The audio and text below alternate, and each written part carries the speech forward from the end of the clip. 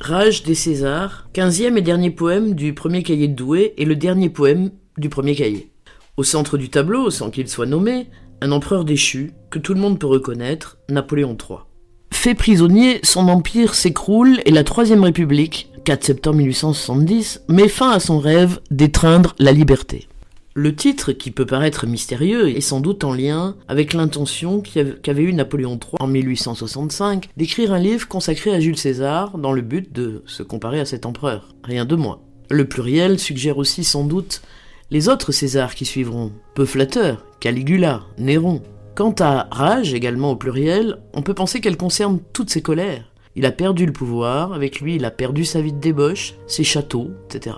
Le portrait du tyran vaincu, avec son œil mort et son air un peu cadavérique, est bien réel. C'est ainsi d'ailleurs qu'il était souvent représenté.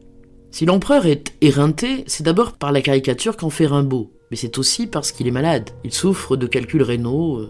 Le portrait, certes, est caricatural. Napoléon III, souffreteux, songe à la vie qu'il a perdue. Il est saoul de ses 20 ans d'orgie, son œil terne a des regards ardents. Un certain nombre d'éléments du poème suggèrent une activité sexuelle intense chez l'empereur, assez bien connue des contemporains. Mais d'une manière générale, le poème, qui semble être un portrait plutôt réaliste, contient des suggestions très ambiguës. Si ce poème est fortement inspiré et influencé par les châtiments d'Hugo et la vision négative que celui-ci avait de Napoléon III, Rimbaud crée pourtant une technique nouvelle qui tient justement dans la suggestion. Petit à petit, le portrait réaliste disparaît au profit d'insinuations qu'on peut suivre ou non.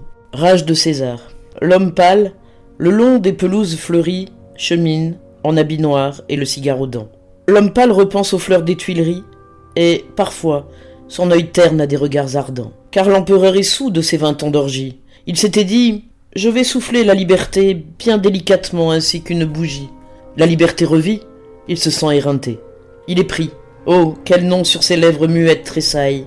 Quel regret implacable le mord. On ne le saura pas. L'empereur a l'œil mort. Il repense peut-être au compère en lunettes et regarde filer de son cigare en feu, comme au soir de Saint-Cloud, un fin nuage bleu.